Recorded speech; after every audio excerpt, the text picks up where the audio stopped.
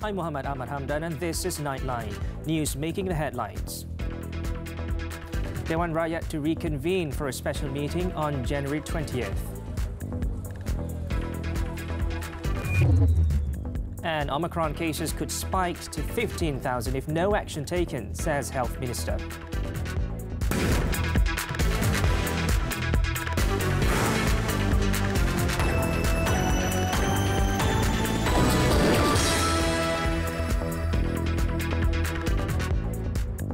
Good morning. The Prime Minister announced on Thursday that a special meeting of the fourth term of the 14th Parliament will be held on January 20th. Datuk Sri Ismail Sabri Yaakob said the session is to discuss matters of national interest, namely floods and post-flood coordination of assistance to Malaysian families and long-term planning for flood disaster management. He further explained that the special meeting was important to enable the government to explain to the people about the government's actions and plans to address the flood issue, besides it being the best platform for MPs to get feedback on flood issues. The Yang di-Pertuan Agong Al-Sultan Abdullah Riayatuddin Al-Mustafa Billah Shah has consented to the special sitting.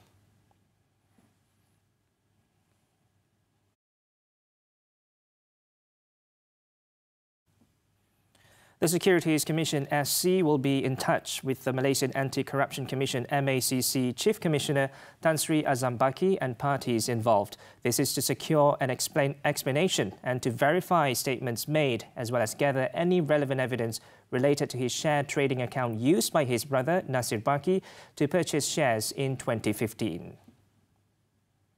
In a statement on Thursday, the SC said under Section 25 of the Securities Industry for Central Depositories Act 1991 or SECC, every securities account opened with a central depository must be in the name of the beneficial owner of the deposited securities or in the name of an authorized nominee. The Commission also said under Section 29A of the SECC stipulates that all dealings in securities shall be effected only by the beneficial owner of the securities or an authorized nominee. Previously, allegations of Tan Sri Azam having interests and shareholding in several companies had gone viral on social media. However, the Anti-Corruption Advisory Board said the purchase of the shares was made in the open market with no conflict of interest and that the shares were transferred to Nasir within the same year.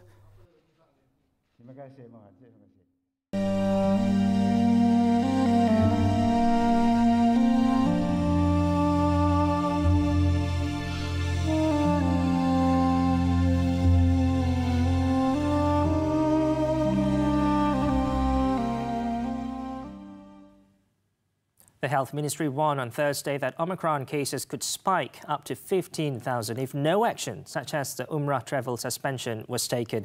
Its Minister Khairi Jamaluddin said this when disclosing that Malaysia has detected 245 cases of the COVID-19 Omicron variant so far.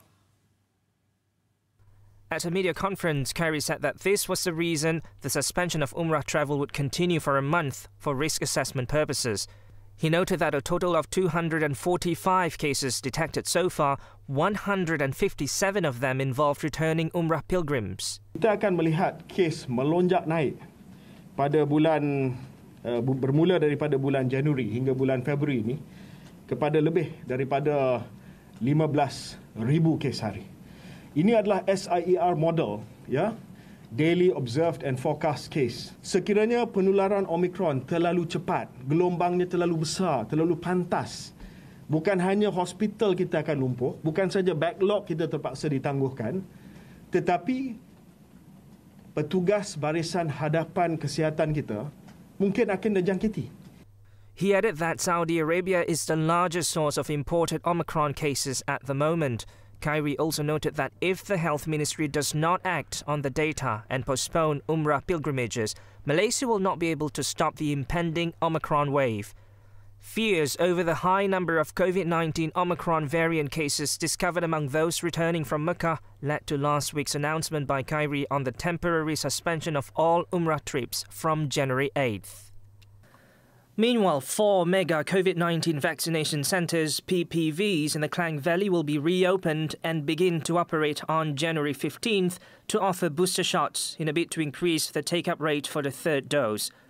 The PPVs set to make a comeback are the World Trade Centre Kuala Lumpur, Axiata Arena Bukit Jalil, Ideal Convention Centre Shah Alam IDCC and the Soka Gakkai Klang. On another note, the Health Minister said that Malaysia has granted conditional approval for the use of Pfizer Inc.'s COVID-19 vaccine for children aged between 5 and 11 years old. He said the country's drugs regulator has also cleared a vaccine made by Chinese firm CanSino Biologics to be used as a booster shot for adults over the age of 18. DCA juga telah meluluskan penggunaan vaksin Pfizer bagi kanak-kanak berusia 3 hingga 11 tahun. 5 hingga 11 tahun. 5 hingga 11 tahun, ya.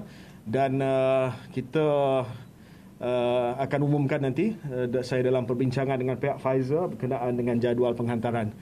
Dan hari ini kita telah tubuhkan CITFC. Khairi also said over 30% of adults in Malaysia have received a booster dose, with 52% of the elderly also receiving a COVID-19 booster jab. He said the Health Ministry intends to push the booster dose rate for the elderly to at least 80% within the next month by prioritising states with an elderly booster coverage of less than 50%, such as Pahang, Terengganu, Perlis, Kelantan and Sabah. Now, Malaysia is hoping that Saudi Arabia will allow foreign pilgrims to perform the Hajj this year despite the global threat posed by the COVID-19 Omicron variant. Minister in the Prime Minister's Department for Religious Affairs, Idris Ahmad, said the government would hold a meeting with the Saudi government next month at the latest to discuss matters related to annual pilgrimage, including retaining the annual quota of 30,000 pilgrims. Harapan kita ialah supaya setakat ini pun Saudi insyaAllah dia akan benarkanlah setakat pertemuan awalnya dia akan membenarkan jemaah haji kan ke sana. Dan kita pun juga harapkan jugalah supaya soal COVID ni tidak menjadikan penyebab pula Saudi sekat ataupun dia tutup untuk jemaah ke sana. Alhamdulillah setakat ini kita tengok Saudi sendiri pun dia tidak ada hasrat lagi setakat ini. He said this when met by reporters at the Terengganu Islamic Education Convention 2021 at the Islamic Civilization Park on Thursday. The event was also attended by Menteri Besar Datuk Seri Ahmad Shamsuri Mokhtar. For the 2021 Hajj season, Saudi Arabia restricted the Hajj pilgrimage to no more than 60,000 pilgrims, all of whom were from within the kingdom. The Domestic Trade and Consumer Affairs Ministry has introduced the Cyber Copyright Enforcement or CyCor, which is aimed at combating digital film copyright infringements or digital film piracy on the internet. Its Minister, Datuk Sri Alexander Nanta Linggi, said CyCor is the fastest and most effective method in disabling digital film piracy distribution activities in collaboration with strategic partners without involving the judiciary. Program CyCor ini merupakan satu kaedah terancang yang dikhususkan untuk penerbit-penerbit filem tempatan atau pemilik-pemilik hak cipta filem tempatan agar dapat bekerjasama dengan lebih daripada 50 rakan-rakan strategik yang terdiri daripada agensi kerajaan, platform e-dagang dan penyediaan perkhidmatan internet ataupun internet service provider. yang diselaraskan oleh pihak kementerian dalam satu platform bagi mencegah kegiatan cetak rompak filem digital dalam talian. Datuk Sri Alexander said the program is implemented through the method of website blocking and content removal. Through SECC, the blocking or content removal will be done within a maximum of 48 hours upon notification by the copyright owners participating in the program. He added that the SECC program had gone through a series of tests with film copyright owners and received positive feedback on its implementation. Based on a series of tests on 15 films that had participated in the program, a total of 298 websites had been blocked, while 1,418 contents were successfully removed. Datuk Sri Alexander also expressed hope that local film producers or copyright owners will take the opportunity to participate in the program when they wish to screen their films digitally through the internet, as it would allow the ministry and other strategic partners to work together with film copyright owners to act in an integrated manner in protecting their intellectual property rights from being exploited illegally at the expense of the film owners. Money laundering charges, senior citizen claims trial. Details when we return.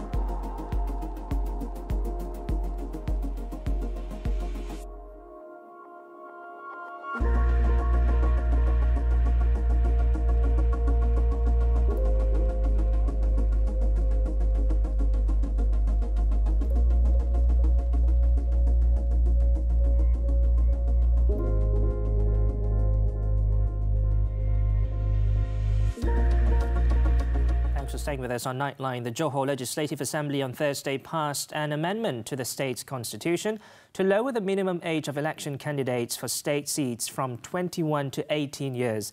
The amendment under Clause 16 of the second part of the Johor State Constitution was approved unanimously by all assemblymen present after the third reading. The bill was initiated by Johor Menteri Besar Datuk Hasni Muhammed during the special sitting in Bangunan Sultan Ismail, Kota Iskandar. State Assembly Speaker Suhaizan Kayat said the amendment enactment shall come into force on a date to be fixed by the state government, and the notification will be done in a state government gazette. Johor was among the last states, besides Malacca, that have finally amended their state constitutions to be in line with the Undi 18 provision to lower the voting age and implement automatic voter registration.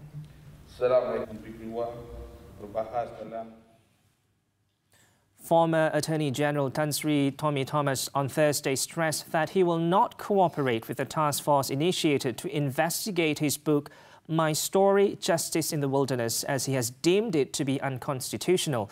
In a letter sent to the chairman of the task force of the investigation, Datuk Sri Fong Chu Chung, Tan Sri Tommy said the task force's creation is not only unprecedented, but without legal basis and potentially jeopardizes the independence of the Attorney General's chambers. Citing Article 145(1) of the Federal Constitution, Tan Sri Tommy said the Attorney General is appointed by the King on the advice of the Prime Minister. He said that under Article 145(3), the Attorney General as public prosecutor is empowered at his or her discretion to institute, conduct or discontinue any proceedings for an offence, save for proceedings before a Sharia court, a native court or a court-martial. He was also of the view that he would not be judged by his peers, as Datuk Sri Fong, being the current Sarawak State Legal Advisor and the former Sarawak State Attorney General, was subordinate and not equal to the Federal AG.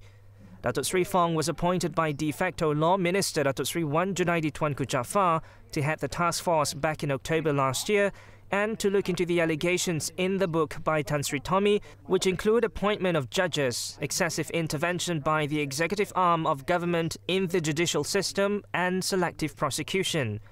A report on its findings is supposed to be presented to Cabinet 6 months after its formation. I can't comment on the past, to be fair.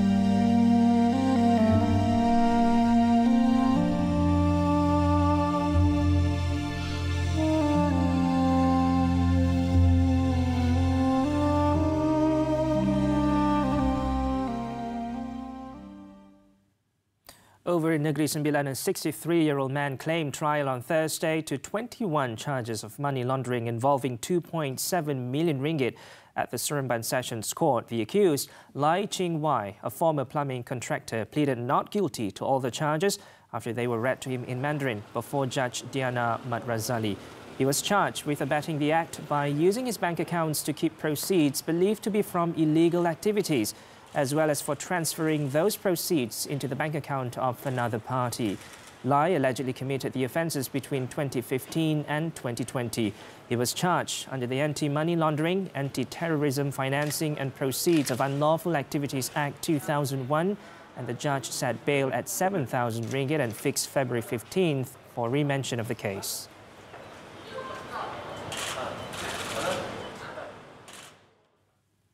In Johor, a retired government-owned company manager and another manager from a different firm have been remanded for 5 days to help with the investigation of an alleged 500,000 corruption case. The remand order against them was issued by Magistrate Suhaila Shafiuddin at the Johor Bahru Magistrates Court on Thursday. The remand period is until Monday. According to Malaysian Anti-Corruption Commission MACC sources, the two suspects, both aged 61, were arrested at the Johor Bahru MACC office between 12:30 p.m. and 5 p.m. on Wednesday. It was learned that between 2019 and 2020, the retired suspect, who used to be the manager of a government-owned company in Segamat, had allegedly received bribes from the other manager as inducement to receive contracts in the plantation industry in the district.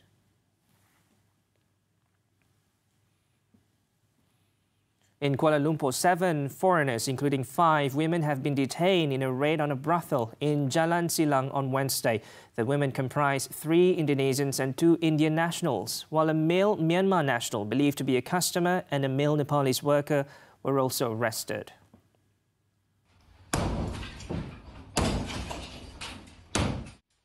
Immigration Department Director General Datuk Sri Khairul Zaimi Daud said during the raid, some of the women tried to evade authorities by hiding in secret rooms and passageways of the brothel.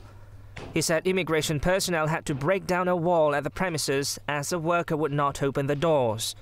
Initial investigations revealed that the brothel operates from 9 a.m. to 9 p.m. daily, with the women charging customers between 30 and 60 ringgit for their services, which can reach up to 12 customers daily.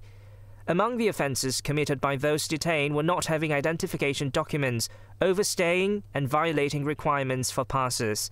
Those detained have been brought to the immigration depot in Semenyih for further action.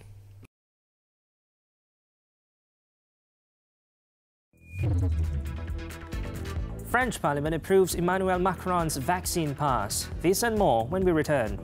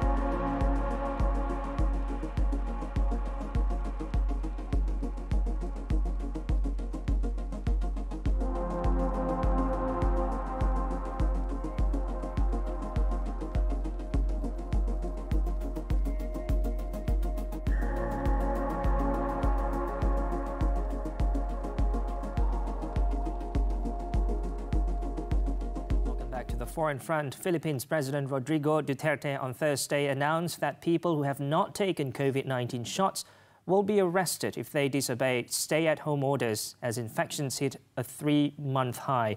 In a televised address to the nation, Duterte said he was asking community leaders to look for unvaccinated people and make sure they were confined to their homes. If they refuse, he said they can be restrained, and the captain is empowered now to arrest recalcitrant persons. Duterte is known for his bellicose rhetoric. Last year, he threatened people who refused to get inoculated with jail or an injection of ivermectin, an anti-parasite drug widely used to treat animals. But his latest remarks underscored his government's growing concerns over the rising number of COVID-19 cases, which health experts warn could overwhelm the country's health systems again. Daily coronavirus infections in the Philippines hit the highest since September 26 at 17,220 cases on Thursday, including those caused by the Omicron variant of COVID-19.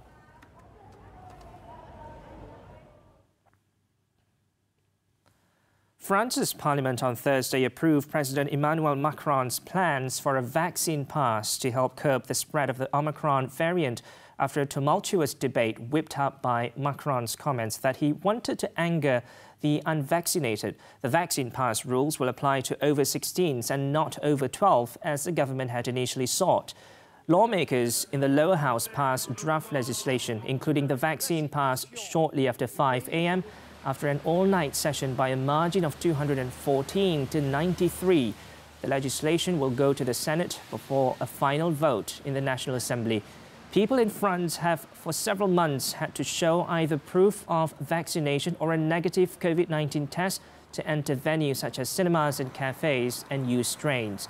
But with Delta and Omicron variant infections surging, the government decided to drop the test option in the new bill.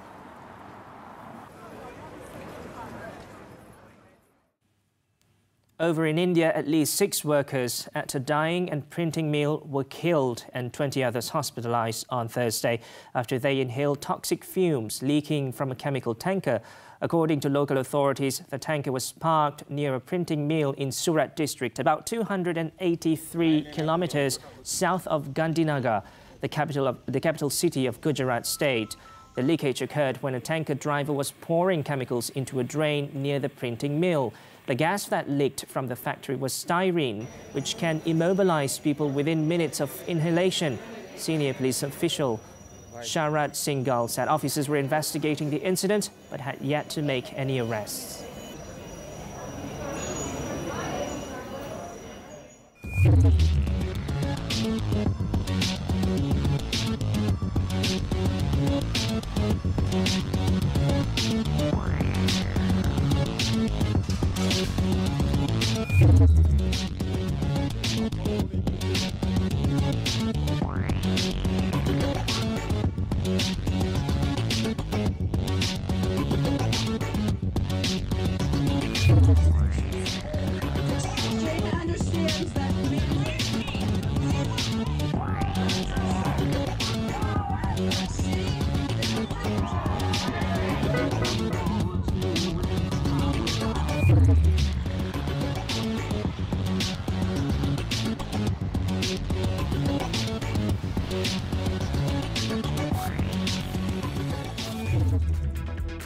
Actions from the ATP Cup. Stay tuned.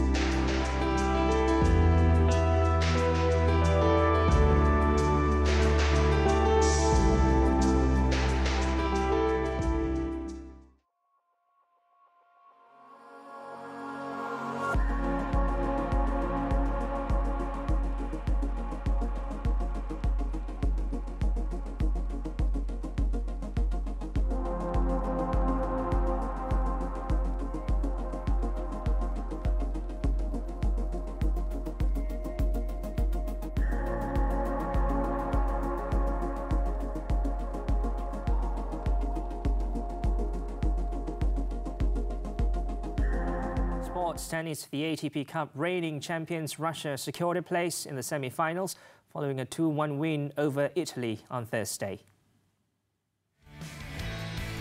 It was Italy who took the lead when Yannick Sinner beat Roman Safionin 7-6, 6-3 in the first singles match.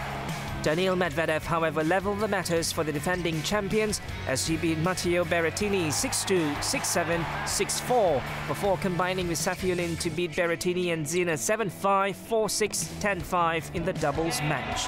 The reigning champion will play the winner of Group C in the semi-finals on Saturday. In another match, Great Britain edged the United States 2-1 to keep their semi-final hopes alive. Daniel Evans completed a sweep of his 3 Group C singles matches by toppling Isner 6-4, 7-6 in the first game before Taylor Fritz forced the deciding doubles match with a gritty 7-6, 3-6, 6-1 victory against Briton Cameron Norrie. Evans and Jamie Murray then rallied from a set and a break down to beat Fritz and Isner 6-7, 7-5, 10-8 to clinch 2-1 win against the US. The Great Britain will now have to bank on the Germans to beat Canada in order to secure a spot in the semi-finals.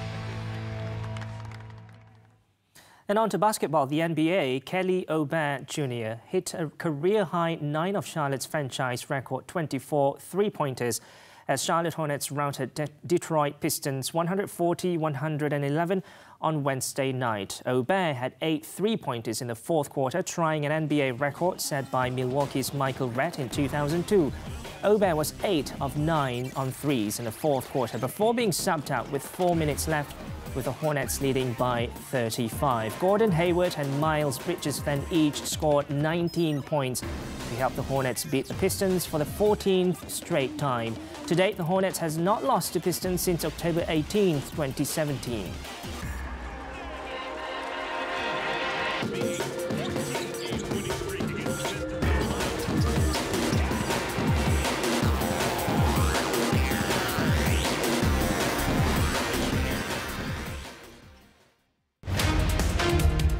The worst flooding in over 4 decades, severely affecting warehouse and logistics operations and shipment delays, with tens of thousands evacuated.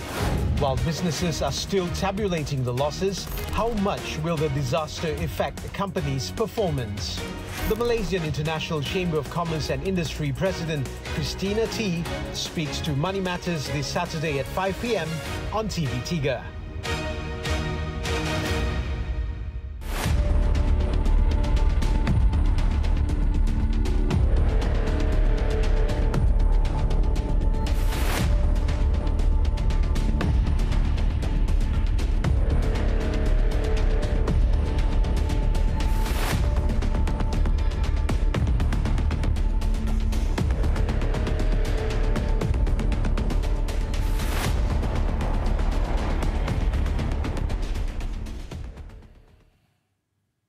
We've come to the end of Nightline, but before we wrap up, archaeologists have unearthed an impressive Roman mosaic in Rutland, the first of its kind in the United Kingdom. The remains of the mosaic measure 11 meters by almost 7 meters and depict part of the story of the Greek hero Achilles. Take a look. I'm Muhammed, Ahmad, Hamdan. Thank you for tuning in. Stay safe.